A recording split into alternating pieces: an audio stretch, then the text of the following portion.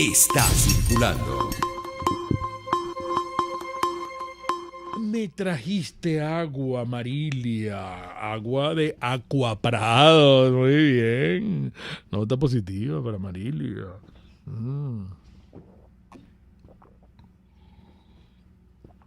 Ay, qué rica es el agua. Mucho más si es de Acuaprados, tan limpia y pura como un cristal. Acuaprados, amigos, en Centro Comercial Galería de Prados del Este. Una maravilla el servicio de embotellamiento de agua. Si quieren conversar con ellos, 0414-391-3637. Bueno, preparados para este desayuno informativo de hoy, amigos, porque la mejor decisión depende de la mejor información. Aquí están ya mis muchachas, las muchachas. Erika por allá, Marilia por aquí. En este está circulando de hoy. Muy buenos días, niñitas. ¿Cómo están? ¿Cómo se portan? ¿Qué hay de nuevo?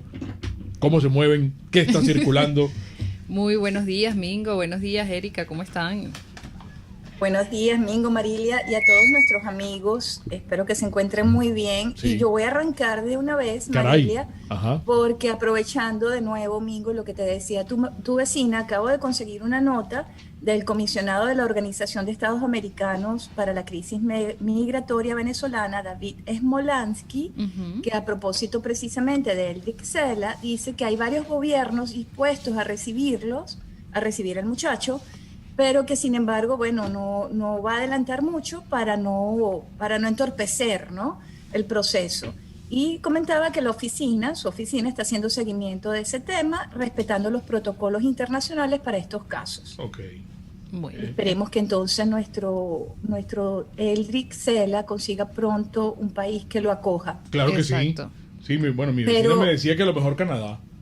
Sería A excelente. lo mejor Canadá, Sí. pero hay varias, según decía Smolansky, bueno, hay que esperar y seguir los protocolos. Hay que esperar. Qué situación tan difícil, ¿no? Hasta para los atletas venezolanos, lo que sucede. Terrible, Bueno, Marilia. Bueno, pasando de esta información terrible, pasamos a otra peor también en Venezuela, que yo creo que ayer los venezolanos, sobre todo los caraqueños, los de Miranda y los de La Guaira, nos volvimos a asustar porque Cónchale, pensábamos sí, Marilia, de que era sí, un apagón un apagón nacional y que íbamos a volver a la situación que vivimos en 2019. Pues ayer estuvimos prácticamente como una hora aproximadamente sin energía eléctrica en prácticamente toda Caracas, la Gran Caracas, Miranda y Vargas. Sí. Y esto Así es. por supuestamente una avería en Tacoa, en La Guaira. Sí, Un así evento, es. como lo dice Ellos el dicen régimen de Maduro. un evento. Sí, pero sin dar mayores detalles, ¿no? Simplemente Corpoelec colocó en su cuenta Twitter que se trataba de un evento en la subestación Tacoa. No dieron detalles, no precisaron las zonas que se vieron afectadas. Sin embargo, a través de los usuarios de Twitter se pudo conocer qué sectores estaban padeciendo esta falla en la energía. Y lo más interesante, y yo creo que a todos nos pasa cada vez que incluso hay algún flicker con el servicio eléctrico, es que inmediatamente revivimos lo que ocurrió en 2019. Y era justo lo que aparecía en todo como tendencia en Twitter. Ayer la gente lo primero que recordaba era aquel mega apagón que hubo en Venezuela durante el año 2019. Y el temor, muchos decían que no lograban todavía recuperarse y cada vez que ocurría este tipo de situaciones volvían a sentir esa sensación Sí. de desespero que tuvimos todos. Claro, Ustedes vieron cómo baja la conectividad y cómo tuvieron que hacer las penurias en el metro, por ejemplo, en el metro que acaba de subir la tarifa. Que acaba de subir la tarifa justamente y lo cerraron varias estaciones. Vimos personas en las redes sociales cómo caminaban en Plaza Venezuela, que se vuelve Qué totalmente peligro. un caos, sobre todo porque la hora que justamente sucede este apagón era prácticamente, ya iban a ser las 6 de la tarde. Sí. Entonces la gente, el desespero para poderse ir a su casa. Recordemos también la situación del transporte, que bueno, que la situación del efectivo, un pasaje pasa el $1.000.000 para muchas personas porque se aprovechan de esta situación y comienzan los transportistas a cobrar más caro. Entonces la situación de la gente caminando por las calles para poderse ir a su casa es angustiante porque uno de los masivos es el metro de Caracas para poderse trasladar, sobre todo del este al oeste de Caracas. Pues vimos esta angustia nuevamente ayer en la capital, en Miranda y en Vargas. Sí. Y además recordemos que el parque automotor del transporte público no está precisamente en las mejores condiciones. Y sumémosles también un poco para recordar lo que nos está ocurriendo con la gasolina. Exacto. No es fácil porque siguen las largas filas para que los vehículos se surtan de gasolina. Entonces, por supuesto, ahí es donde se genera toda esta vorágine de aumentan los precios, la gente desesperada por llegar a sus casas. Y sin conexión, sin comunicación, Erika, Mingo, porque aparte cuando sucede el apagón no es nada más que se va la luz, sino que se va la señal y no tienes cómo comunicarte quizás con un familiar para poder, si estás en la calle, para que te pueda ayudar. No hay internet tampoco, y todavía hay sectores de Caracas que no les ha llegado el internet, no ha llegado la señal en muchas partes, entonces... Pero el 13 de agosto hay diálogo entre el gobierno y la oposición. El gobierno, lo estoy tomando textualmente de la cita, cita que es Voz de América, por cierto. Sí, lo da justamente Gobierno y oposición inician el diálogo.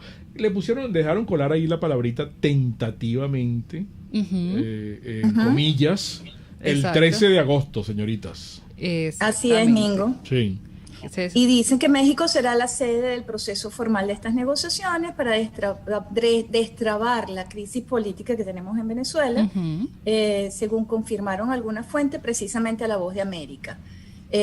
Dicen que Nicolás Maduro ha dado el visto bueno a ese diálogo con la mediación internacional y la oposición, y que adelanta sus consultas con los aliados. Claro, pero yo creo que aquí falta información, ¿no? Porque recordemos que el régimen de Nicolás Maduro colocó sobre la mesa sus condiciones, una serie de condiciones que si entonces él le da el visto bueno a este diálogo, es porque esas condiciones ya han sido aprobadas, ¿no? ¿Es así? Así es. Y tampoco tenemos información de Juan Guaidó. No hay mucho al respecto. Sin embargo, eso quisiera unirlo con lo que solicitaron ayer el grupo de expertos designados por la OEA, que le urgió a la Corte Penal Internacional que anuncie ya la apertura de la investigación por crímenes de lesa humanidad contra Venezuela. Yo creo que mientras se plantea esta negociación, fíjense lo que piden por otro lado. Piden ya abrir esta investigación porque definitivamente la situación del país se deteriora. Exacto. Y se deteriora viéndolo incluso lo que está ocurriendo a nivel económico, donde no paran de llegarnos las informaciones sobre no solamente la falta de los servicios, como vimos ayer, sino es también los costos de los alimentos, cómo en cuestión de días y de semanas se han incrementado de una manera tal que bueno, pone en riesgo a muchas familias cuyos ingresos, la verdad, se ven realmente afectados, ¿no? Con esta devaluación y hiperinflación. Entonces, estos expertos están urgiendo ya, definitivamente, impulsando, pues, que la Corte Penal Internacional se pronuncie y abra de una vez la investigación. Pero no vemos resultados de eso, Erika, y sigue la situación en Venezuela en medio de un supuesto diálogo. Meten preso a dirigentes políticos como Freddy Guevara, que sigue sin ver a sus abogados y sin expertos médicos. También tenemos la situación, como tú bien lo comentabas, de la inflación. Tenemos información que todavía tampoco el régimen lo ha dado sobre esta reconversión monetaria, pero que un dólar sigue subiendo y que ya expertos económicos, por ejemplo, como un Leonardo Buniat, decía ayer acá en RCR que el dólar podría cerrar en diciembre en 11 millones de bolívares. Sí. La cesta Petare ayer, que esa es una cesta que se da en este sector de Caracas semanalmente, ayer se ubicaba en más de $25, nada más con 8 productos básicos alimenticios. Entonces, esta situación, y seguimos en medio de un diálogo que no sabemos hacia dónde vamos, ¿no? No, Marilia, seguimos en medio de un diálogo, pero también seguimos en medio de unas elecciones para el 21 de noviembre. Sí, donde va a participar todo el mundo. Todo el mundo va a participar. Bueno, y hay primarias, ya hay fecha también de primarias en el estado Táchira, y habilitados ya los centros de votación con una gran organización. Sí. Y ya tú estás viendo, mira, ya tú estás viendo en Venezolana de Televisión noticias y propaganda de partidos del G4. Hasta Acción Democrática tiene participación allí en Venezolana de Televisión, en los canales del régimen. Bueno, y hoy también el Consejo Nacional va a iniciar una auditoría de registro electoral. Sí. O sea, todo eso va encaminado a estas elecciones. Bueno, entonces por eso, mientras ocurre esa situación, se anuncian las primarias para Nueva Esparta para el 22 de agosto. En Táchira van a ser el 12 de septiembre. Exacto. En Barinas hay un grupo de opositores chavistas que es un alcalde que propone unas primarias en Barinas para tratar de derrotar al oficialismo, un salto de talanquera. Vemos cómo el CNE habilitó 5.108 centros de votación para que se realicen las primarias del PSV el 8 de agosto. Exacto. Eso es el domingo que viene. Sí, claro. El alcalde de San Cristóbal se inscribe en las primarias para optar a la reelección. Todo, por eso ya hablan de mega elección. Exactamente. Porque todos van a participar. Encaminados en elecciones. El MAS, los de la mesita, los de la mesa, el G4, todos van a participar en el proceso electoral. Y por ende hay un reconocimiento del régimen de Maduro. Exacto. Es que por eso la nota como lo coloca y tú le hacías énfasis en La Voz de América, el gobierno de Nicolás Maduro y la oposición. Claro. O sea, sigue siendo el gobierno de Nicolás Maduro y sigue siendo la oposición de Juan Guaidó. Que van a elecciones. Que van a elecciones y van a un diálogo. Porque esa es la noticia. Esa es la noticia. Entonces uno dice un reconocimiento a un gobierno interino por 50 países, pero vemos que no. No, eso se va a diluir. Vemos que no, y vemos que aquí siguen mandando es Maduro. Todo lo que se cumple es Maduro, tú lo decías y lo has dicho en reiterados programas acá, que las instituciones todas son dominadas por Maduro, no va a sacar un pasaporte es el SAIME, la cédula es el SAIME, todos los servicios, todos son ligados a Maduro.